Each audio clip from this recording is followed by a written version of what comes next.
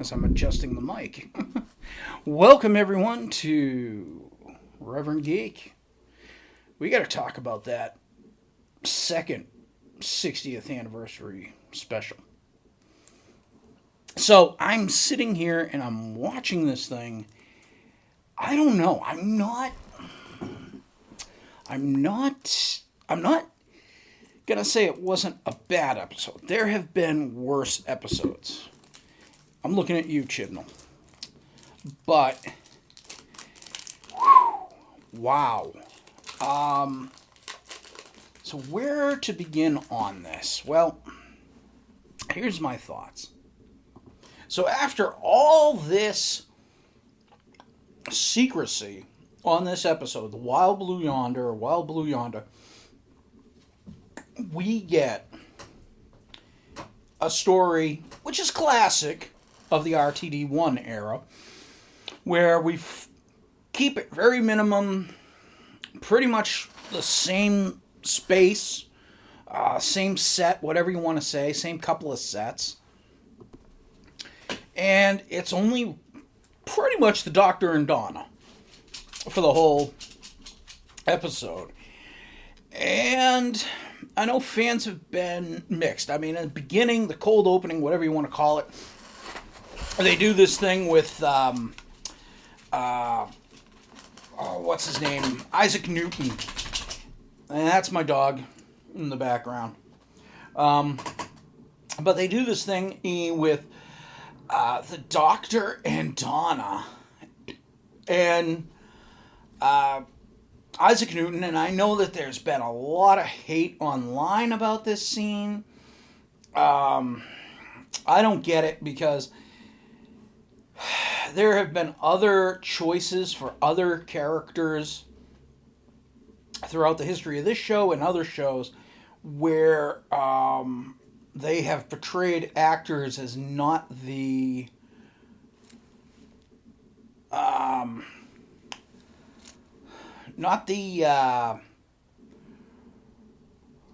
color or ethnicity or anything that they were. And so I don't get that hate. But yeah, it's just one of those things where I just think it gets tiring. Like, a lot of people are concerned about other things that have happened in the last two episodes, which are not really being well accepted by most of the fans. At least most of the fans in America, I guess. I haven't heard about European fans, but hey, who knows? But then, well, let's just kind of break into the episode. I mean, the episode opens with the whole Isaac Newton thing. He gets out, he's walking to wherever he's going to go. He's got his book, he's going to be talking with God, he says, different things. So right there, I would kind of throw it out to people who were upset for an quote-unquote Asian Isaac Newton that he wasn't talking to one of the Asian pantheon gods. He pretty much was making it sound like he was going to be talking to the Christian god. So he goes, he's reading his book, he's under the tree, apple hits him in the head, then suddenly a bunch of apples hit him in the head, he climbs out under, and he's talking to the Doctor and Donna. Funny exchange. I really didn't get the Mavity? Is that what they said? Mavity, yes, Mavity. I didn't get that. I know Donna's got an accent, but I've never really mistaken her accent to give me the wrong word, but that was odd.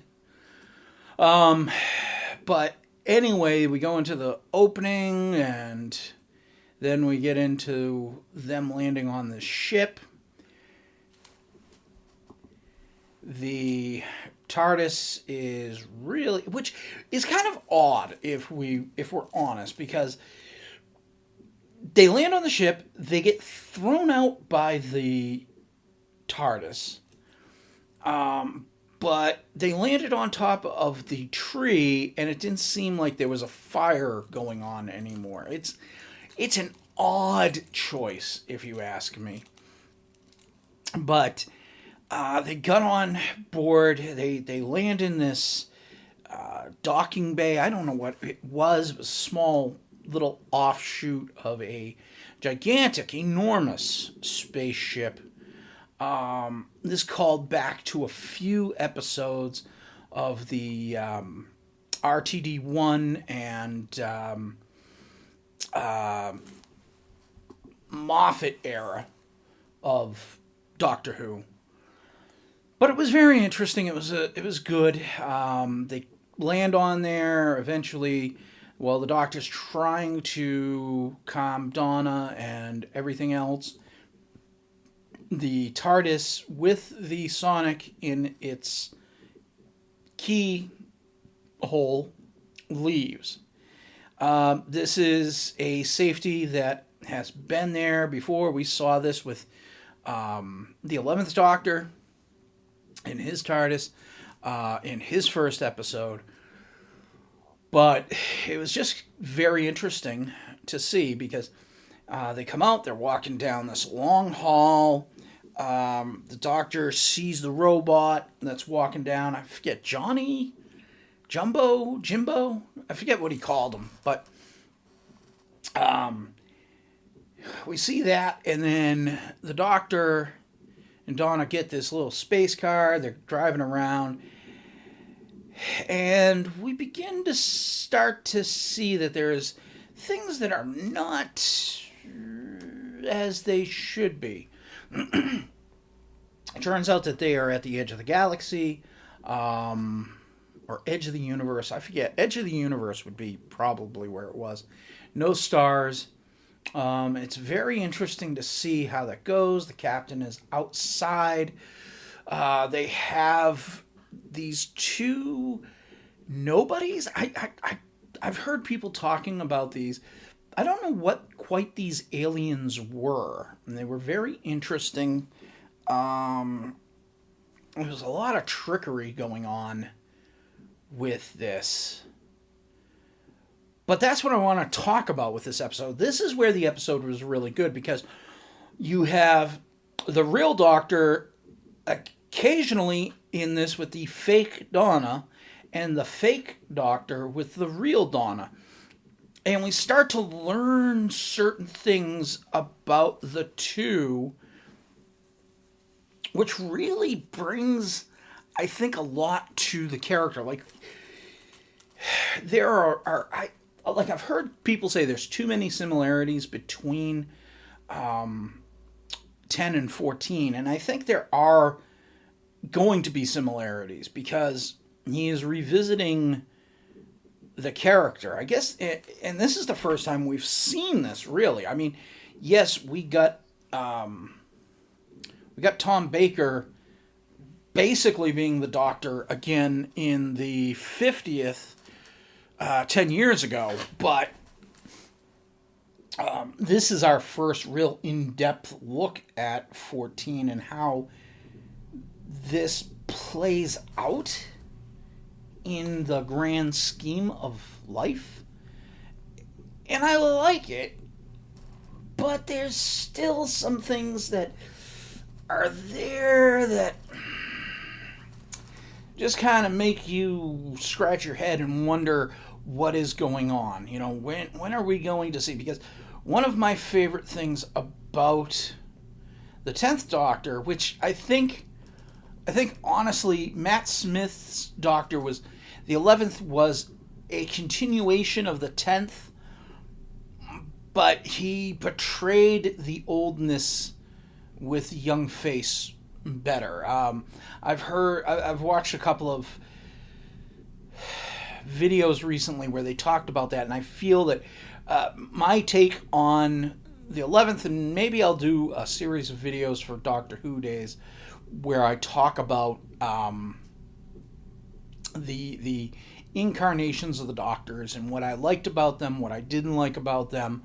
and really get into their personalities and different things. But one of the things I liked about Smith and 11 was that he could be really young, but like as he's talking and taking the brevity of the situation, you feel like you're watching him age and become the old man right in front of you. 10 had a intense personality when it came to certain things. Like 10, I think of that scene. It's Wilf's first episode, the one on the Titanic, and just the way he delivers that line. Who do you think you are? I'm the Doctor. I'm from the planet Gallifrey. Just the way he says it, it brings this brevity to the situation, and we haven't gotten that with 14. So I don't know if that's one of the quirks that he's kind of brought away, taken away from 10 to 14. But the interesting thing with 14 that I really like with this episode is we get to see these conversations, and the fake Donna and fake Doctor actually have the memories of the real Doctor and Donna. And that's when we get to this thing where the whole timeless child thing is not erased. Sorry for those who hate it, but it's there. And honestly, I think it's a brilliant move, because we look at where we were at the 50th with the 11th Doctor, and knowing that, RTD had said at the time with the false start regeneration with 10, that was going to be something for someone else to deal with.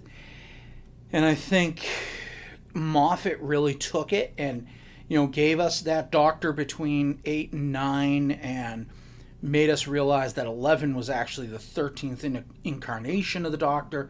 And so this was his final life. And, we'd had the whole thing where, the Time Lords were gone. So what was going to happen? Myself, I was thinking at the time that because the Time Lords were gone, the things that kept the Time Lords from having more than 12 regenerations was gone. And so he was just going to regenerate automatically into his 14th body. That said, that isn't how it worked out. And we got the whole, how many regenerations have we given you, Doctor? As Rassilon says to 12. So now we see that in light of everything, he's there.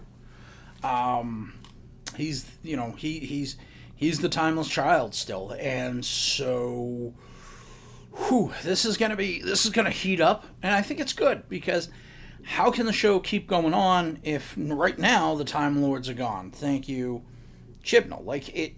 I don't know if Chibnall did that purposely, knowing that RTD was coming back, and he just decided that that's what he was going to do. But it was kind of weird. It was kind of odd. It was an odd choice.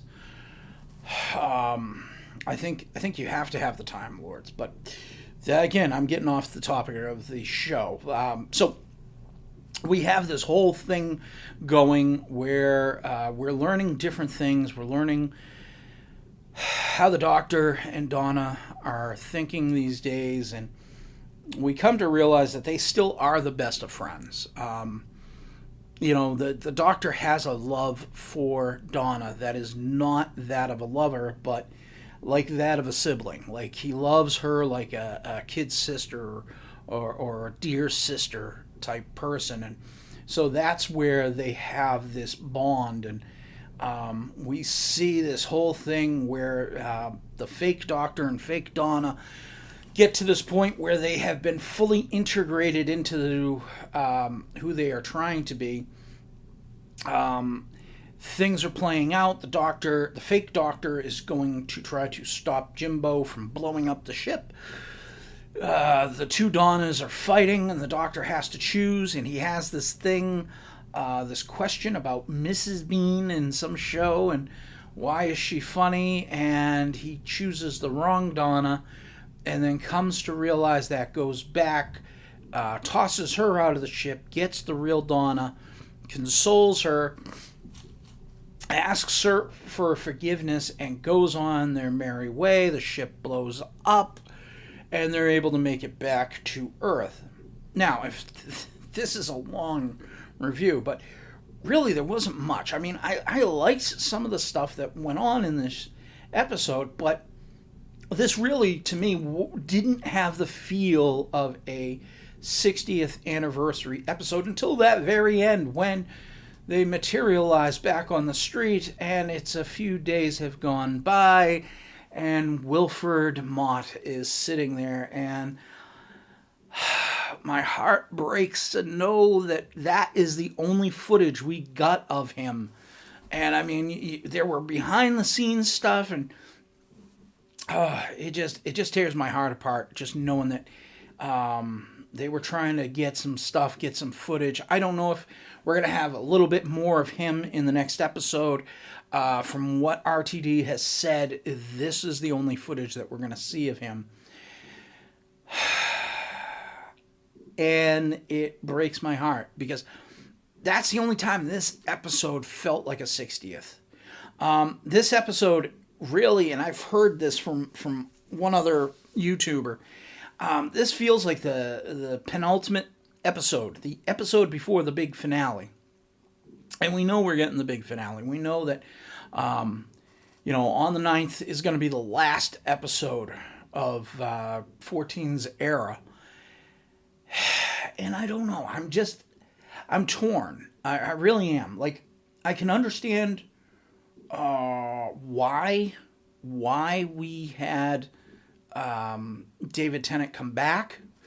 But at the same time, I feel like this episode was wasted. Like, they kept it under wraps. There was, redacted.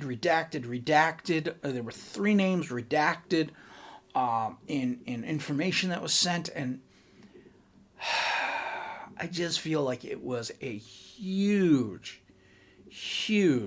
ball drop.